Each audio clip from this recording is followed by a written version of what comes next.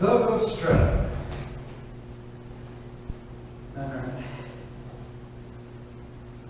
So, Zhogo or Jogo, just generally translate as plays. This means play or game of Jogo. Stretto is difficult because it has different connotations than breve. Like, breve is a close guard. It's a brief guard. That's great. Translation. So why isn't it called Zhogo breve? Why is it called Zhogo Stretto? The reasoning I have behind it is that it's not so much that they are close plays, it's that they are constrained. And that constriction is, if I leave this bind, I'm going to get hit. Here's the translation. Here we begin the close range plays, Zhogo Stretto, of the two-handed sword, in which you'll see all manner of cover strikes, locks, dislocations, sword disarms, and throws to the ground. I'll also show the remedies of the counters needed for each situation, whether you're attacking or defending. Cool. He's got set up. First thing he says, we stand with crossed swords, and from this crossing, either one of us can make all the plays that follow. And as I told you earlier, these plays will follow in sequence. This is the picture. One guy's got the crown, the other guy's got the card. And we know this is a new remedy master. Crown. And it doesn't have the crown and the guard, which is what the counter masters have. Not a hero like that. Giving both the king and the student an indication of, I can do this.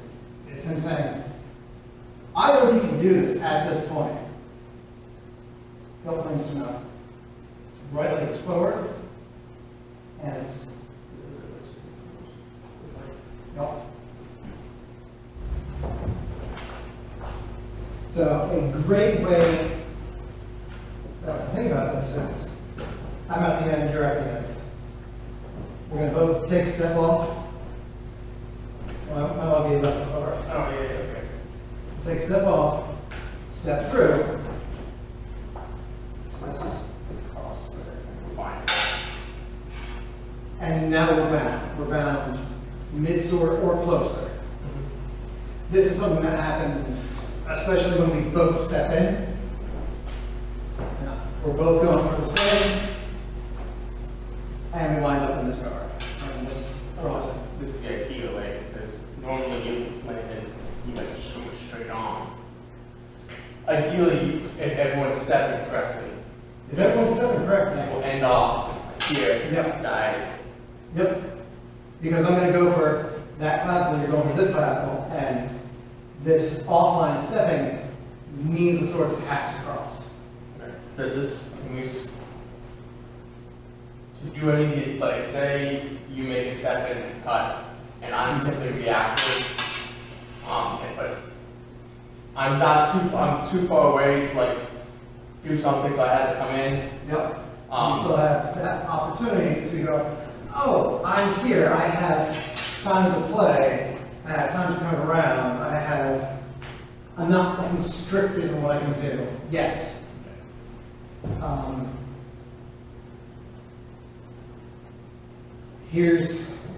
So that's one way we can get into this. We both take that step, we're here. It happens. And then we can do things. Yeah. The other way, and the other way to think about the constraint place is, you attack in, and cover, you try to do something. I make a cover, and now we're at this distance, where I can, with not much movement, get to you. And we're kind of constricted, we're constrained, and if I cut off, or lift off, what are you going to do? On. Come right in. So this means that I action no longer can just leave the vine. And that's the other way you can think about getting to Stretto, through Largo. Fiore does say at the beginning that Horse Tooth is great to keep out of Stretto, because I don't have to come in to keep you at range. And one of the other guards is good for entering Stretto. I think it's supposed to be on the left. I'd have to double check. But basically, if I cut in, if I'm here, I can much easier cut around the second time. So you'll wind up in this position.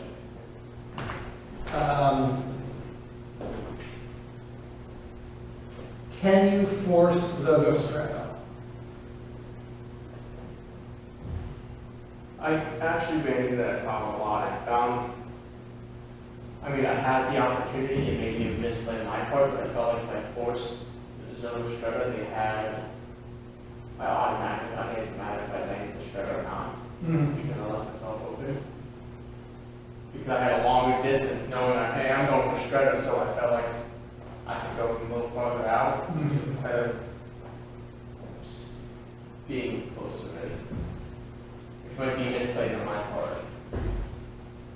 So,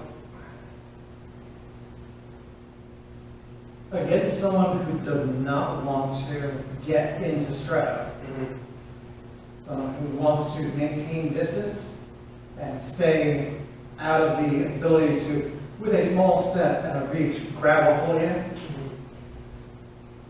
you cannot force it to happen in the back. So like, I can't just go, all right, I'm going to get in here and do this thing. Like, if you try to do that to me, it could be, nope. Yeah, Jason, not gonna happen.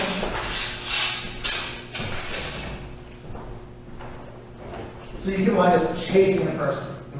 It happens a lot. But one of the things that we can do, so use that me. I'm gonna be like, okay, I don't really want to be here. If you start coming in,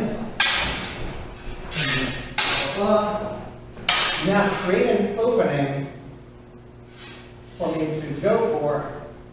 So I'm on this side, I'm gonna come here and just gonna go for that. Trust.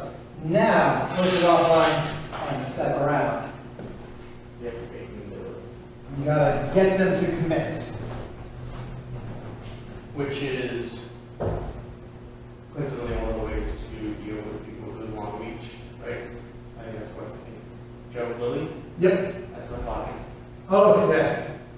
I caught a couple good points on it, but he was able to just maintain reach. It's just like, yeah, it's you either have to just commit full. He's like, either you commit full in, or you gotta make me come at you. It makes sense.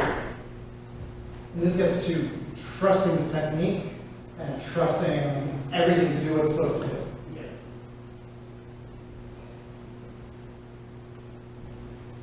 That's the wishy-washy hand wavy bit that needs to get addressed before we can talk about actually doing some of this stuff.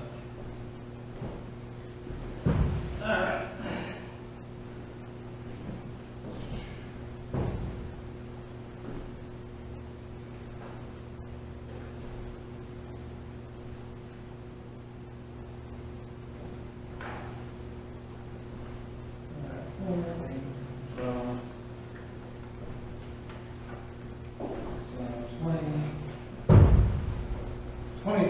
There are 23 plays. 22 if you don't count the running master.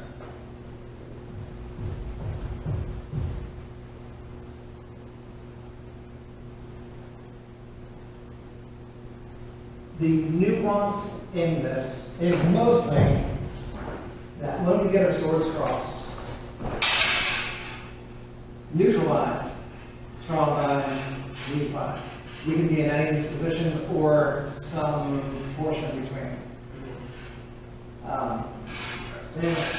way, different things can happen. And that will make certain actions more comfortable. We're going to do masks and gloves right now because we're going to start howling each other in the face. And I want you to be wearing these gloves as we do these things because I've heard people complain that they can't do Zhogo Stretto because they can't grip the other person. You're supposed to grip the palm. You're not supposed to grip, right? Well, there's certain planes you grip the palm, but other planes you're like not supposed to be either. Yeah, there's. I don't need 5-finger dexterity to do these things.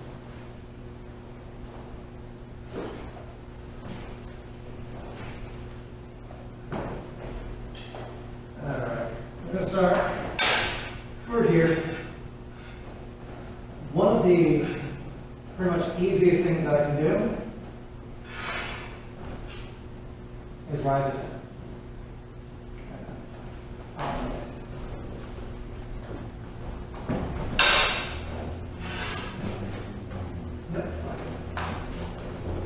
How this works, why this works, well, that's simple. So here, in order for you to hit me, you're going to have to get past my sword. Yeah, and you will be walking. They like walk right. Yep. This is actually the second version of this, because the first version Is the one hand, right? what's that? Yeah, the one hand palm strike that you grab. Because you're suppressing the hands to palm strike. But the safety mechanic is the same. Now here, this sword is not leaving the bind. Because if I leave the bind, you're just going to hit me in the head. Or attack me in the hands or arms or shoulder. It's going to be bad. But if I maintain that bind up until the point where this is in way, and I cover this. You just, Mhm. yeah. All right, so you do this. Do either or both versions to me.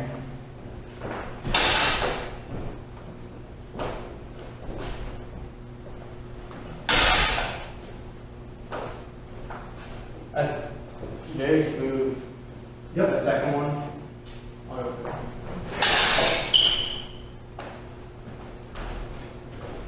Now, here's where that initial bind is going to matter. Because, say we both go, and we're both going for it. We were in a very neutral bind. Yeah. I wanted in this locked position. So this one, I really should do this. Or I should have suppressed the hands first. Yeah. Now let's do that a couple more times.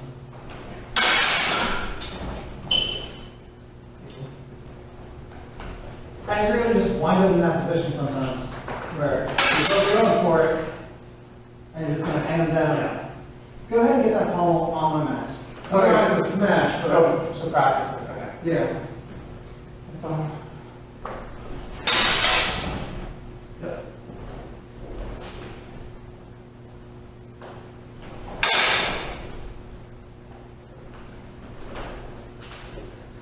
And one more.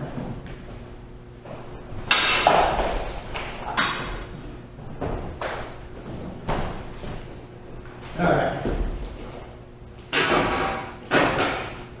So that is locating this one and this one.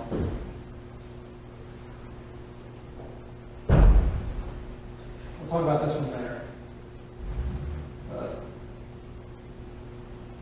express the hands, on the face, move around the sword, on the face.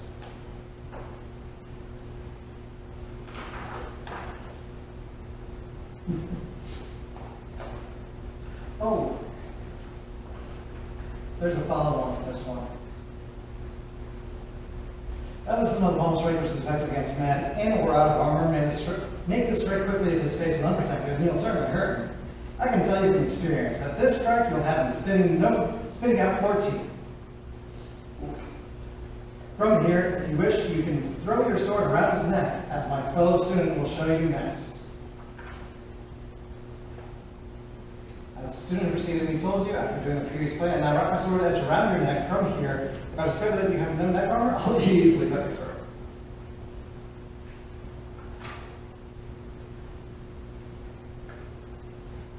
From this picture to this picture, there's not much in the way of actual footwork. I know it looks weird. It's a change in angle.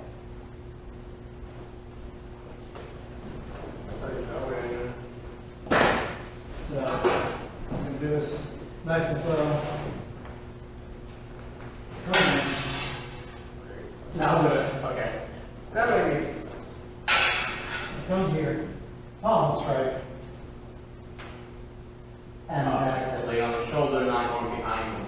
yeah, Yeah. because that pommel strike and then this just allows you to turn them as you pull. Mm-hmm. So the picture, the artist goes from standing over here to over here, essentially. Go around. On the face. Yep. Yep. And we've talked about the balance line before, yeah? What? Balance line, power line. Yeah. Yeah. Reason this throw is so effective is watch where it puts you in relation to my balance line. So, go around, pommel. Make sure you do that pommel first. Because it's going to be pommel. Now, when you pull, Right over my thigh. and right perpendicular Yeah, yeah. to my line of balance. Yeah. So yeah.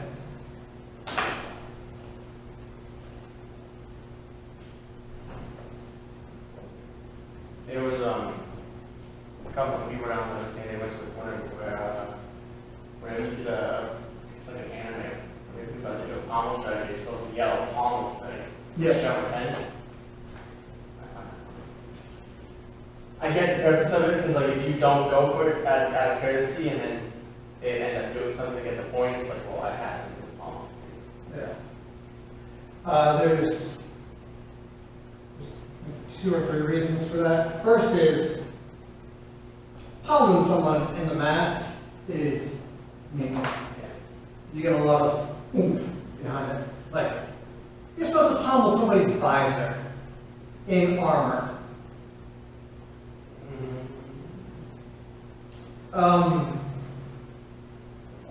This is not a visor.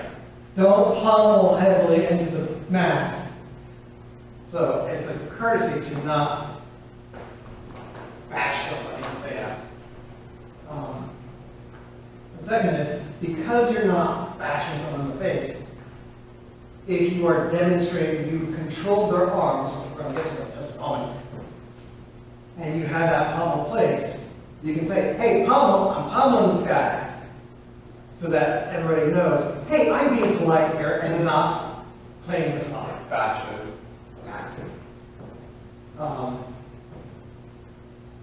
And the counter to that is, say we're together, and we both go for that pommel, both of our hands are up high, and I'm going pommel, pommel, pommel. My pommel ain't getting anywhere near you. Yeah. I can shout pommel as much as I want. Mm-hmm. But, yeah. But until I actually do something, pommel, Yeah.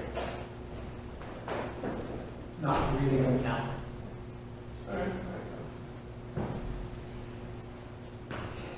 All right. I'm going to skip. I'm going to be skipping around a lot because. Which ones are you skipping? I'm actually skipping to this one here, which is part of here. The middle line? No, it's not actually either of them. Oh, okay. Because you're not matching up.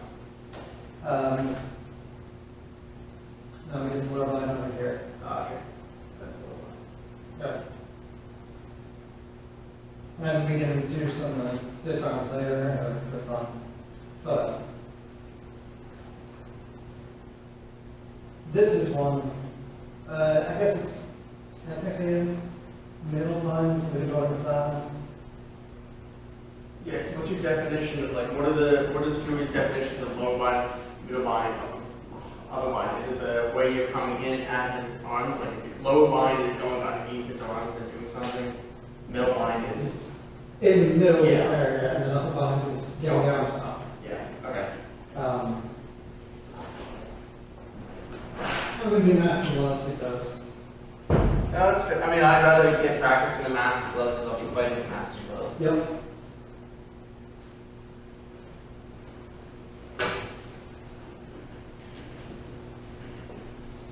All right, so the first part of this setup, we are going to come together, and that hand's going to go high. Why? Because this is a situation we get in a lot. Yeah. Now, we talked about this in terms of the hand press. Hand trucker. Hand that chucking? Yeah, that works. That's definitely something you can't do. But the other thing you can do is you can push those hands high, and then come underneath, bind up both arms. And palm, Slice, cut, whatever you got. violin. Yep. Now, but that getting the hands up is one of the first things we gotta do. Okay. Keep them caveats. You can do this from the hands being lower. It's a little more difficult, but an upward motion of the hands makes this easier. Yep. And then almost slice. Yep. Okay. And that's just the first dagger master. I was thinking of which dagger play that was. It's just like, just like doing that. Okay, and going back to that. Gonna try with dagger for a moment? You're right. Do this.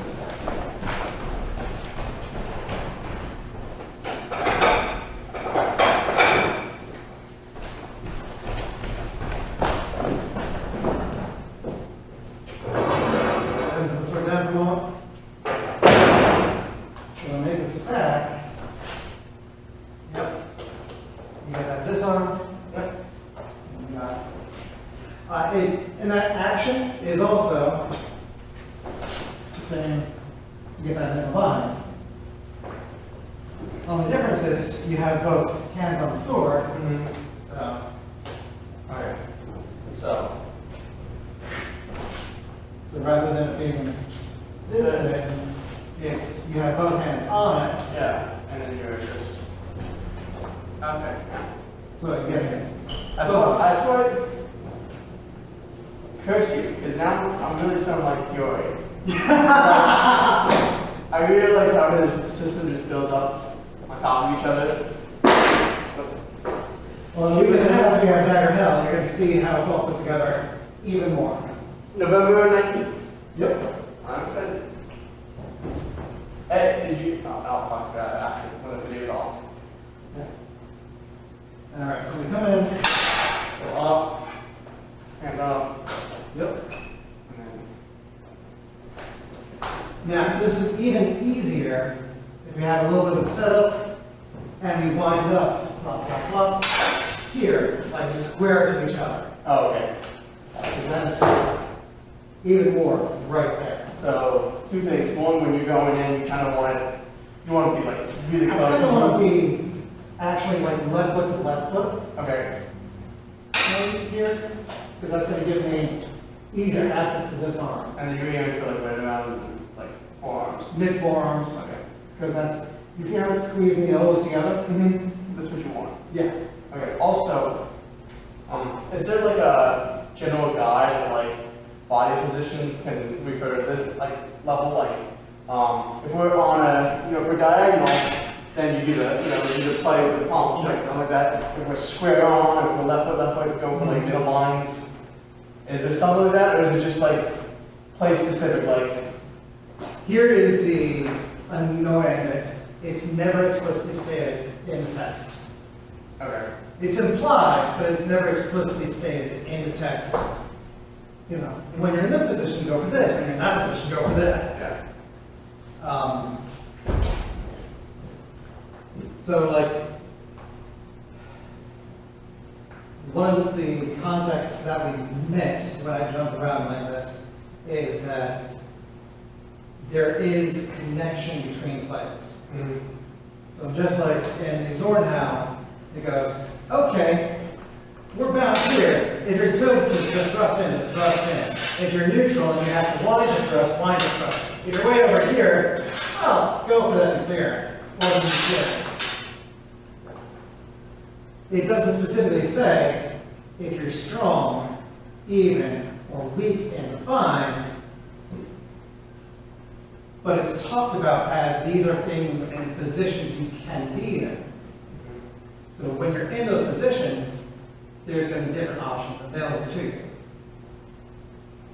This is a similar idea. If I'm just going to use the strong, neutral, and weak. If I'm strong and bind, well, then I'm going to go for this thing.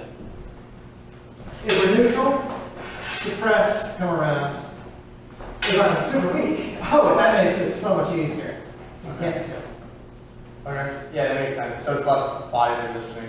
It's kind of body positioning, It but is, more like there's definitely body position about it, but it's more with the bind and how you're playing. It's like a bunch of factors come together. yeah. Okay. And like this one, we're fairly neutral line, but the hands go high. That makes this Yeah. opportunity. And actually, if I can get a little bit stronger in that bind when the hands go high, and get you off to that side a little bit more, oh, this is that much closer. Okay. So go ahead and push me. Strong. There you go. Can I do it again? Or Yeah. it looks like getting strong. There you go. Oh, there it is. Yeah, it feels a lot better when you're in that strong bind position. Yep. Okay, I can see where he's coming from. It's starting to click now. Again, like I'm bouncing around and just Yeah. kind of doing highlights here.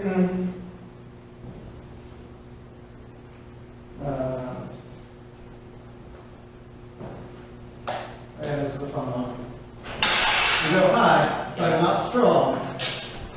Oh yeah, I remember that one. And all that is just hands. And then upward. No, that's right. Would be better to go that way, or like you go up and you just lift? I'll like that. Okay, just Yeah. up, okay.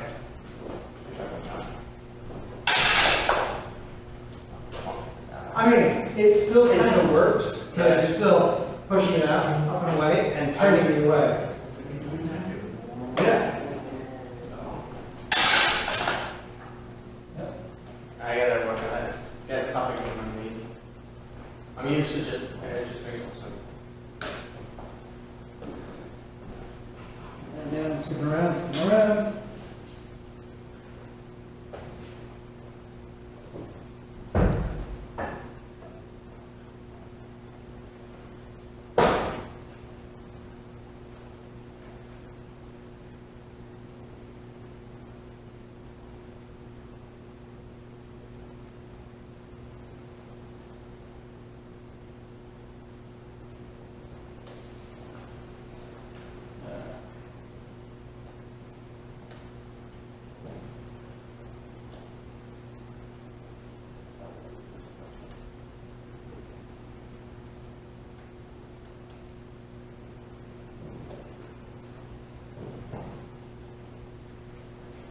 And go ahead and put the mask on.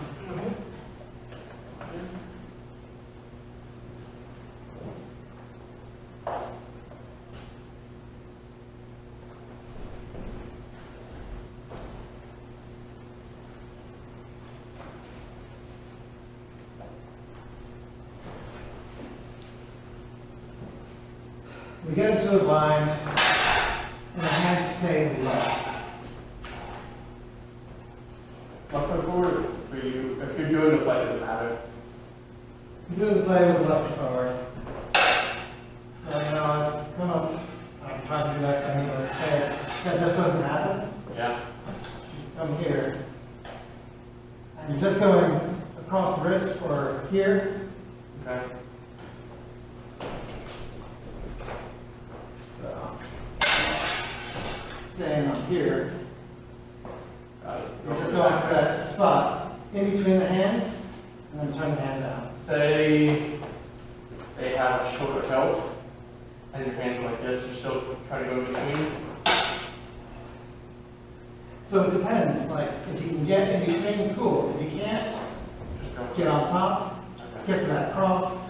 If the hands go slightly higher, the hand's going to go slightly higher. Try to get that palm out of the way. I got one of the shortest grips, so you can try this. Alright.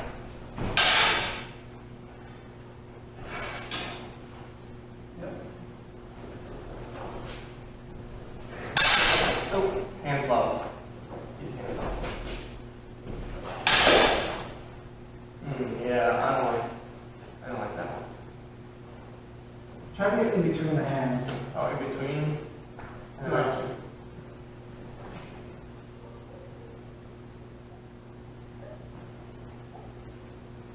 You get it?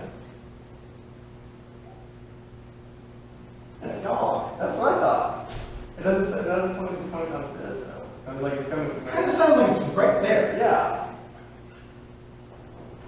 What? Well, the lights are on.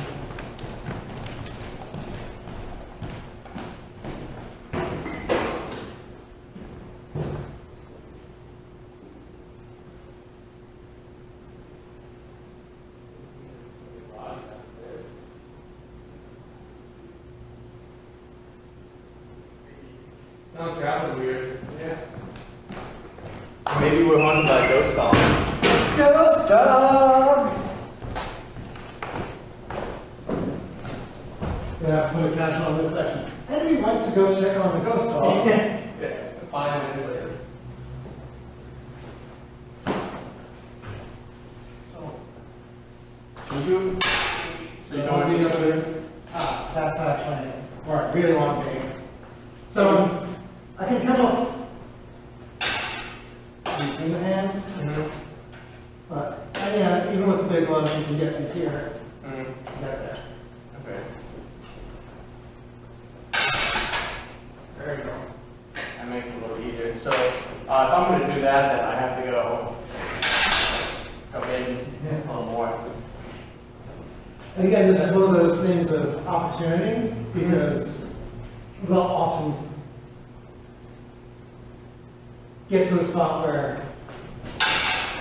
there's a pause right here and it's not just really, you can't leave, but we also can't quite get Yeah, yeah. that hit in. So that's the opportunity you get to do that thing. And it's a small time period, but we're going to hang out in a longer time than we necessarily would in a fight, but I've noticed that a couple times where we would be exchanging, not Saturday, we'd be exchanging, and then there'd be like a period of hesitation, or like there'd be an opening for me to do something, yep. and I missed it, and I like back out, and it's like, oh, well, that's the moment I'm looking for, before I'm looking for, or before I get to it. Yep. There you go.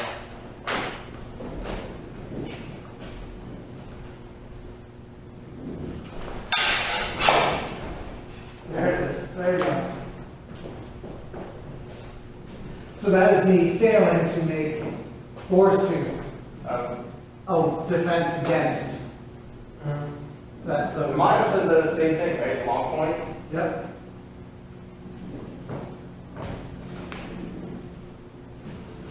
Lots of fun stuff. All right. Short break, it's more. That was very nice. They're gonna be. Oh, yeah.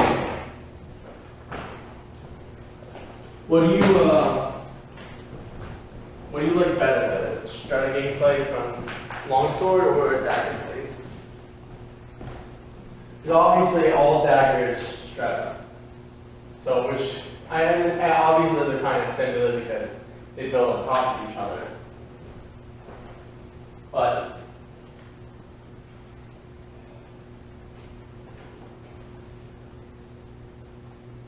I really enjoy playing with daggers.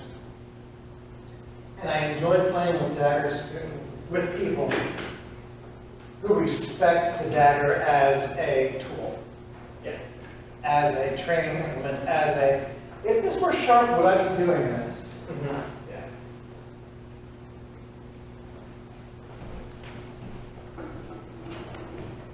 And that is one of the difficulties with this stuff in general. Like, this isn't a sword. Right. There's a little hole. There's a giant. Yeah. Yeah, it sounds trapped in there. So this isn't a sword. Looks like a sword.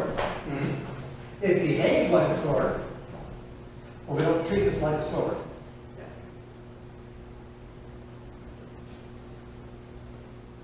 Why? Because one is significantly more dangerous than the other. I mean, this is still dangerous. We had to wear the safety gear for a reason.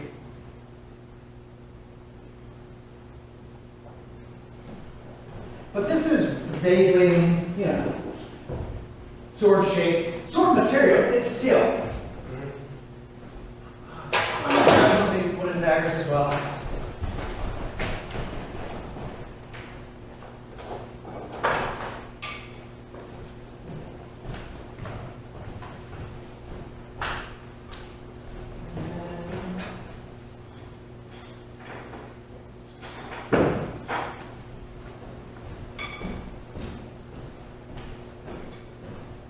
A knife. Dagger. Analogs. We'll treat this with more respect when we do these. And we'll treat this with more respect when we do this. Why?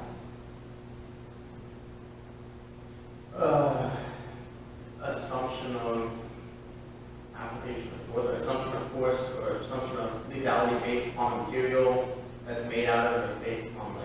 Assumption of danger, assumption of risk of injury.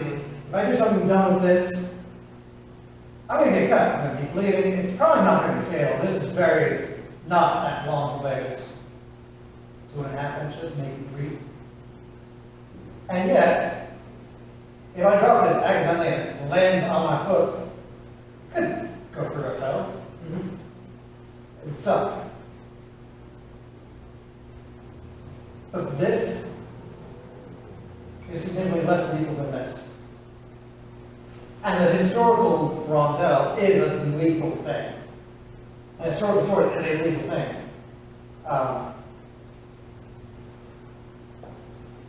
The wooden rondelle does certain things really well. It's stiff the entire time. It's a little unforgiving when you know, come in and actually land a hit. Whereas this? Oh, this is one who will get stabbed with. I mean, it's not one who will get stabbed with anything, but I put on the plastic plastron, gorget, mask, light gloves, and we can spar at speed with this. Because it's safe. We have a modicum of safety behind it. Which means that we will do things that aren't necessarily intelligent or things that we would do if this were this. Yeah, it's like how you would fight without an hero. Like depending on if you had sharp swords, you wouldn't be doing that stuff. Oh yeah. I mean, it's fun to do stupid stuff. Well, not stupid stuff, obviously, but high risk to get that high reward. Type of thing. But you wouldn't necessarily be doing that unless you're absolutely necessary in a fight. And unless you actually believe in what you're doing. Yeah. And that's the difficulty. In answering your question, do I like Zhogo Stretto or dagger plays better? I like dagger plays better, but most people don't treat that like a dagger. In much the same way most people don't treat this like a sword.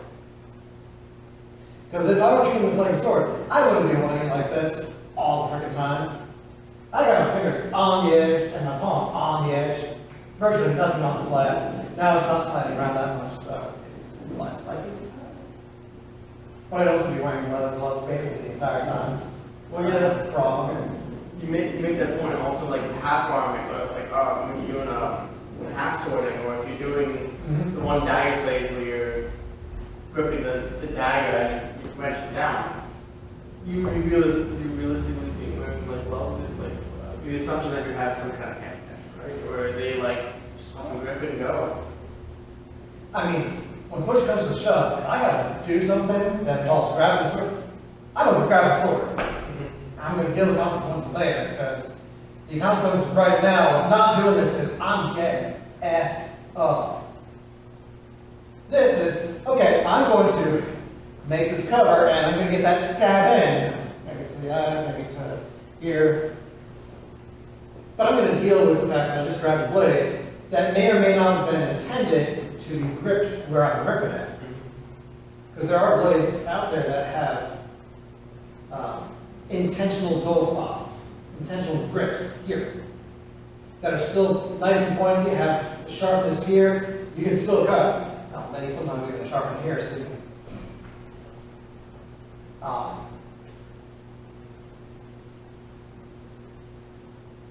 But if I was to fight someone, I'd be wearing at least leather gloves. If for nothing else, because there's incidental things that can happen. Also, in the book, most of them seem to be wearing gloves. Or maybe they are, maybe they aren't. It's kind of hard to tell in the details, but they'd be wearing more than we are right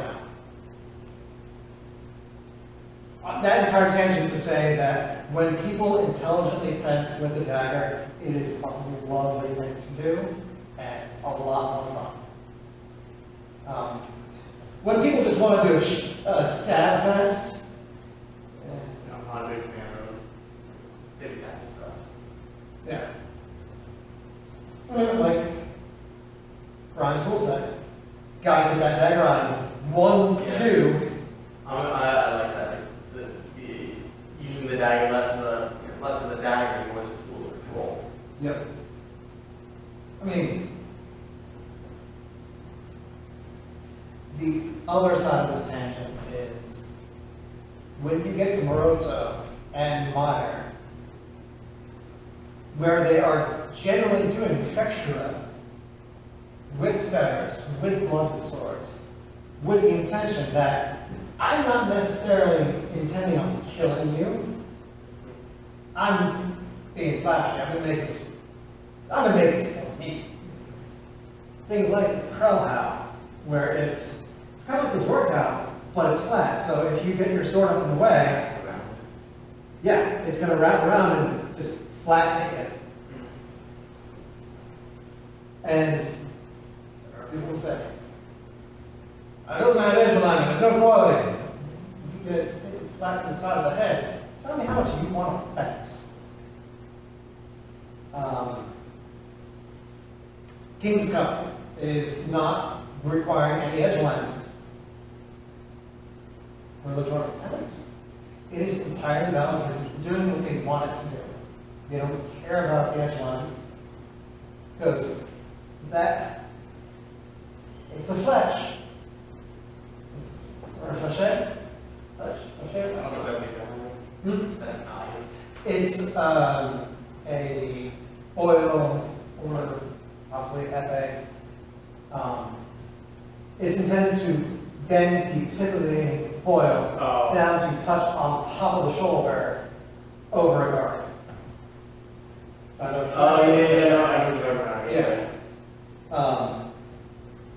It's perfectly valid for the game that they want to play. And as long as we admit that it's a game that we want to play, we're going. All right. Um, it's 8:05. Got a little bit of time. Now let's do master close again. So I want to do a couple of the disarms.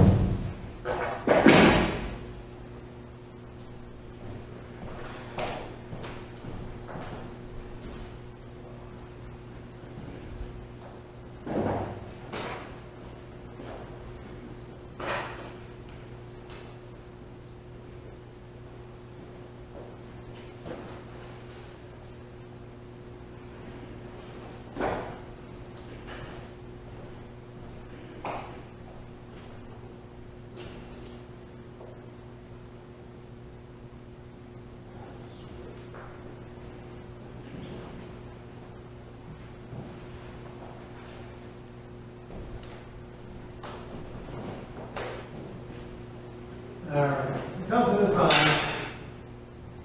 It comes here. Come here. And I'm gonna get my hand up.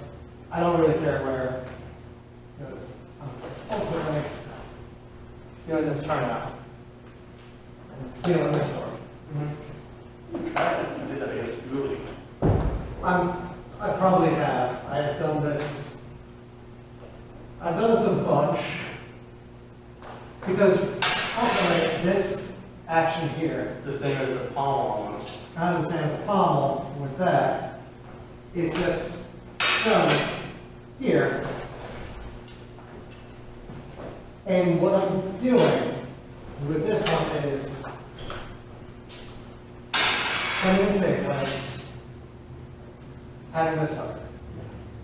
So if you try to push in, cool. If you try to pull back, I still got this covered. And when I pull back, I mean Oh, pull okay. back on that sword. Yeah.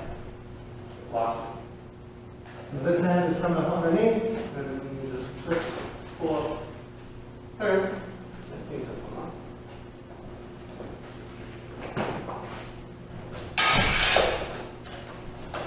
Oh, I missed it. Nope. Nope. Yeah, so what happens when they hold on? Is it almost like you have to do like quick motion? If you get the motion proper, they can't hold on. Okay. So that So we'll slow this down. You get here, you get there. Not too far. too far. It's a bit Oh, right okay. there. And now, Oh, we have push down. I want you to turn out. There you go. Oh, okay. I see. You gotta get your hands up. Okay. Your hands are going to come up because Yeah. your arm is going to get in the way. Okay.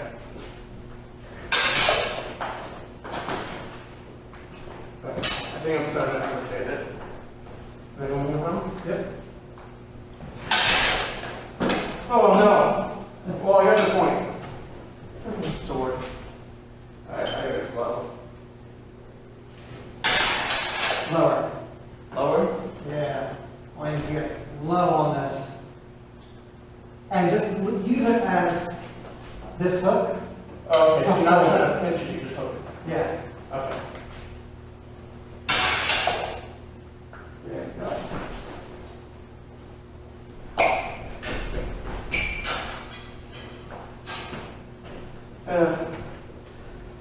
So, Okay. I wish there was another person here so you could see this from the outside. One of the things that winds up happening when you do this properly, and I'm not going to even really, I'm going to go right here with this, okay? So I'm not hitting you with the sword, I'm right here. But I'm getting my forearm here on yours. Yeah. You see how that, Mm-hmm. so that when I turn, Okay. and you see how it starts to push you that Yeah, way? that's a great As I'm going this way? Alright, I think that's a key. I think that's what you can do. So. Let's just try that. So go here. Ah, okay. Thank you. Yep. I think I think I was trying to hold on to it, but like all of a sudden it was just out of my hand. times. It's that one little not trick or that one little adjustment really makes it. Yep. So I'm still going in. Ooh, if I go in.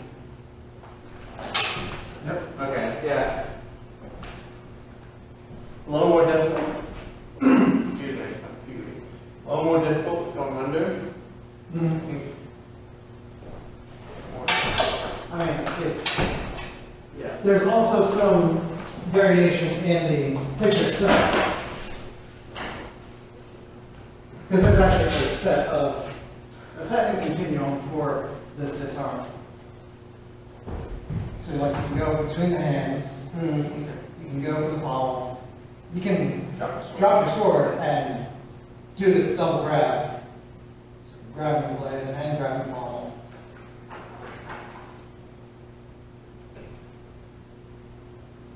This is kind of similar to the double arm grab from earlier.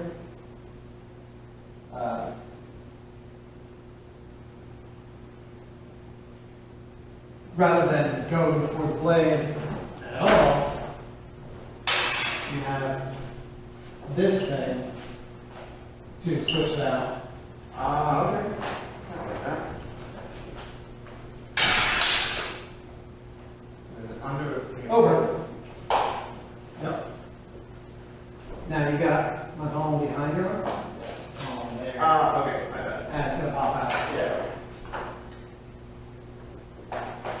Very like, you wouldn't think of it as a grapple, but you have to be very precise with your placement of your hands, otherwise it's not, you're not gonna get that right on. Well, I can't. Yep. And really, so I know it's real tempting to go like, and I'm going all the way here. She's very efficient with this. Because this is how you're going to be safe. Yeah. Yeah. Let's not do that without any mask. Because I feel like this, because I'm just like, I don't have control, I'm just feeling, oh wow, man. Yep. No, I get it. But you're feeling that efficiency in making that, I'm here, I'm safe. Yeah. Oh, and now I'm going to do this thing. Okay. Yeah. Makes sense. Yeah, I kind of like, I got, not nervous, but like I get excited, I guess, when I'm going in. I'm like, oh, I'm in right away, and instead of making that fight, you release the pressure, yeah. but that's where that constraint comes in. We can't release that pressure, so we ride that in. Yeah, I mean, I'm gripping this very loosely, but I also grip the sword very loosely in general. So when you get into a good position like that, you know, you're starting to Understand it a little. one more time.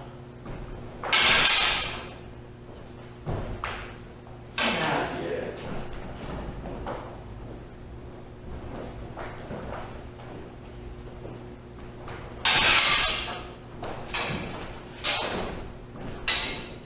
Not, I can feel it. I mean, I guess like, if I'm going in, I want to brace it more, right? Like I want to kind of like not hit, Not throw so you. much up as around. Yeah, like kind of like hit throw you, but like with the arm. Yeah. Okay, so. There. There it is. Okay. Yeah. I see what you're saying.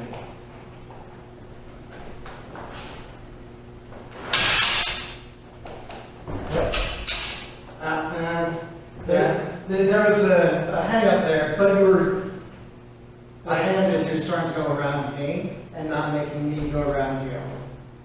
Yeah, actually that makes sense. Because I'm moving instead of throwing you. Yeah. Yeah. So do this again. But this time, make that grip. There you go. Okay. You start to move me around you. That clicks a little. So I was thinking of, I was just trying to think of it as like a pommel, Mhm. and I'm stepping around instead of treating more as like a throw it. It's manipulation. Yeah. Manipulating you instead of moving. Yeah. Okay. You're not looking to get into a good spot to do the next thing. No, you're moving to do the thing. This is the thing. This is the thing. The movement is the thing.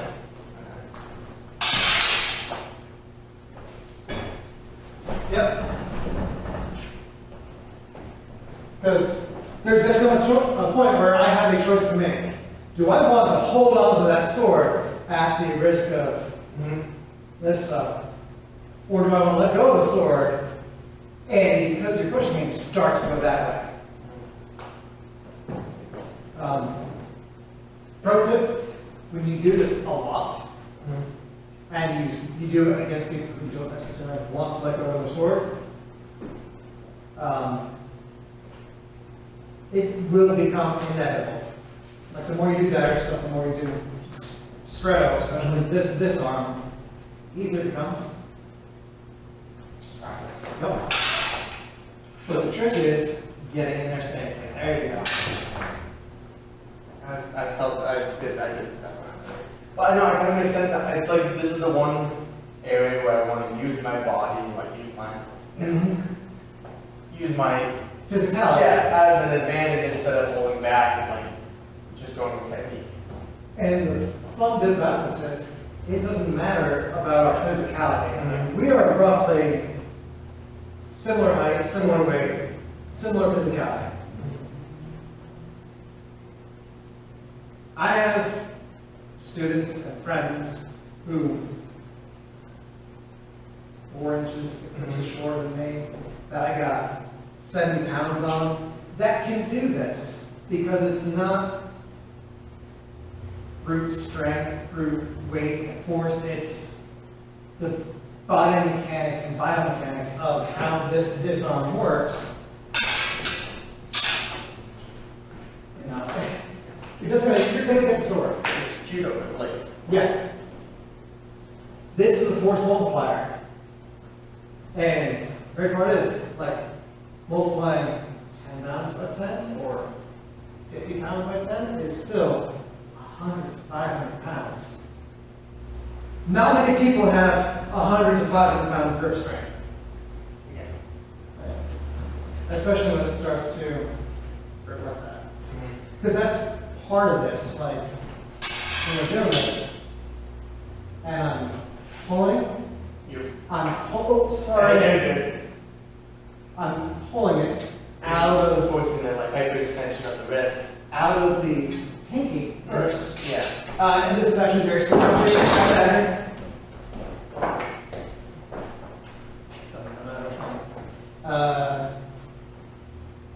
Come in, make this block.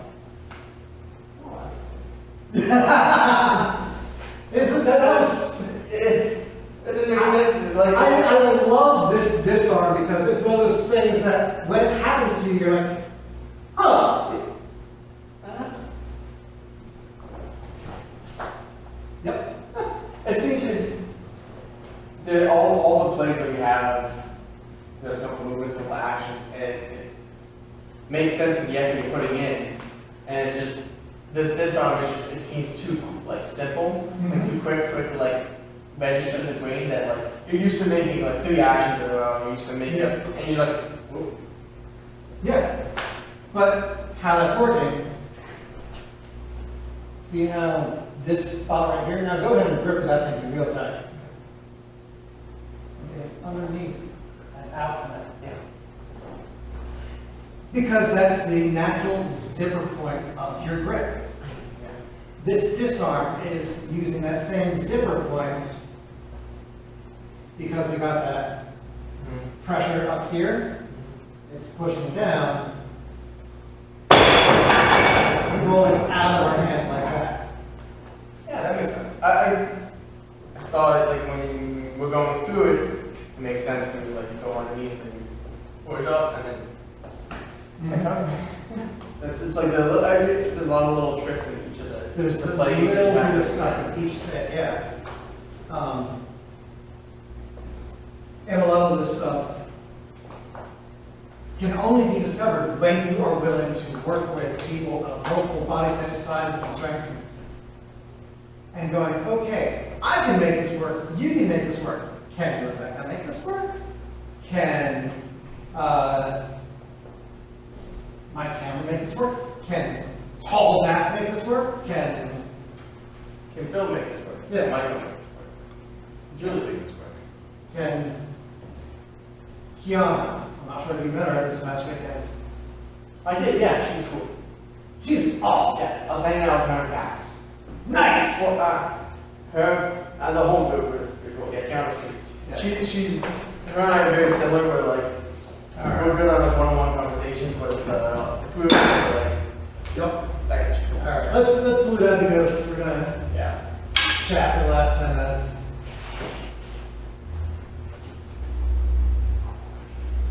Thank you very much, Max. Thank you.